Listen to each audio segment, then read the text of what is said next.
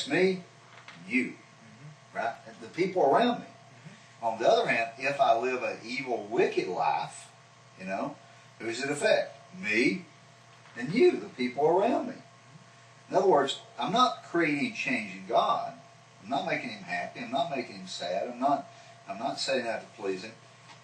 The Creator gave us laws to benefit us, for us to live by them, for us to understand how these laws work in our social environment that creates a healthy place where we as individuals can really get true concepts of God and for the first time really worship God the way we're supposed to. Right.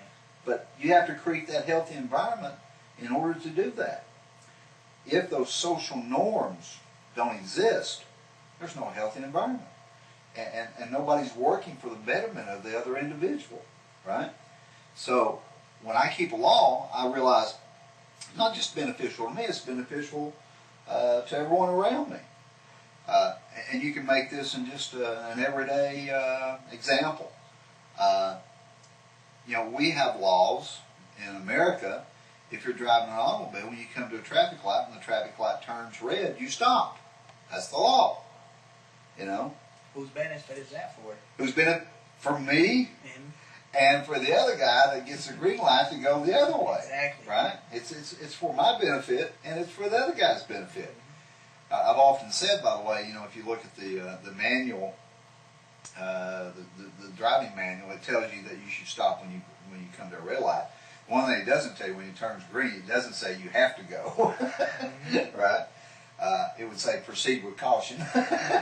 Why? Because somebody might be violating the law. In other words, they might not see the law as something that's beneficial to them, and if they run that, and if you don't proceed with caution, even when it turns green,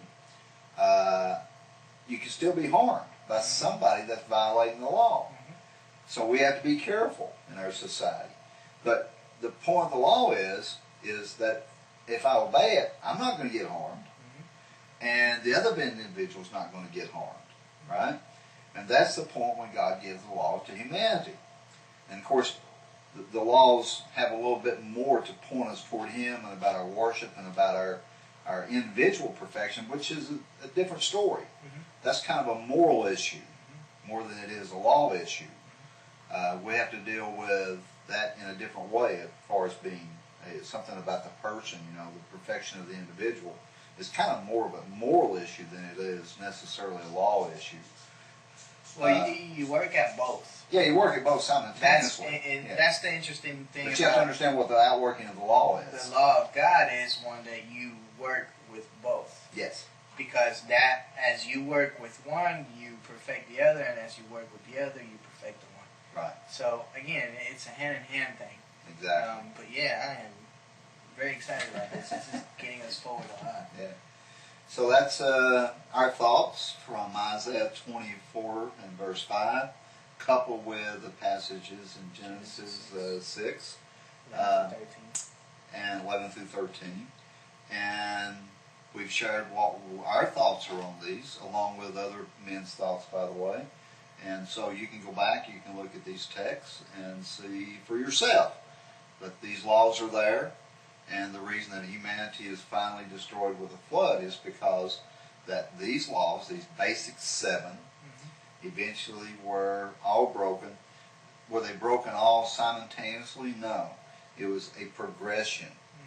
Progression from having true ideas and true concepts of God, that went away. That was one of the first things that evaded them. They quit calling upon the name of Hashem. They're calling upon all these other different gods. That's what it means when they begin to profane the name. And then the violation of just making sure that you have a just society where people are not oppressed, where laws are made to ensure that each individual receives justice.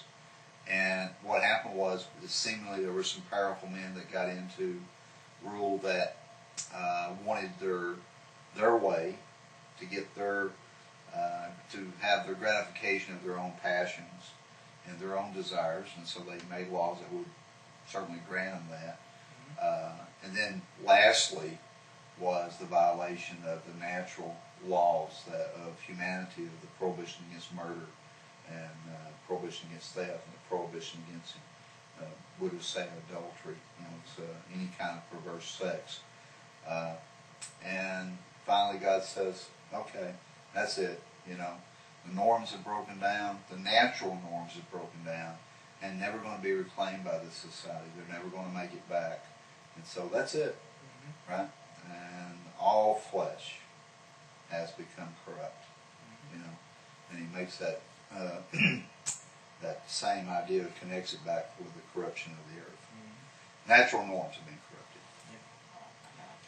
Well, thank you for spending some more time, and thank you guys for watching, if you're still sticking around, and hopefully we'll have you back, with some of the other topics that we're going to bring up, and just remember, anything you do every day, consciously think if what you're doing is only a benefit to you, or is it also benefiting the guy next door, person next to you, in the line or whatever. That is basically one of the levels that is being taught in the text, is that everything you do, you have to think of the other person as well, if it's going to affect someone else other than you. Just about everything you do will affect someone else as well. So when you're talking about society in general. So, at least put forth the effort to try to be a person who cares for others and not just yourself. If you only care about yourself, just because others have done wrong to you doesn't mean you have to do wrong. What's that old saying? Two wrongs don't make it right? That's what they said. So, hey, just wanted to pass that on. And because our world is filled with narcissistic people, doesn't mean you have to be one of them. Exactly. So, think about it and come back. We'll be glad if you have been helped in any form or way. And as time progresses, we'll deal more with the 7 laws as well.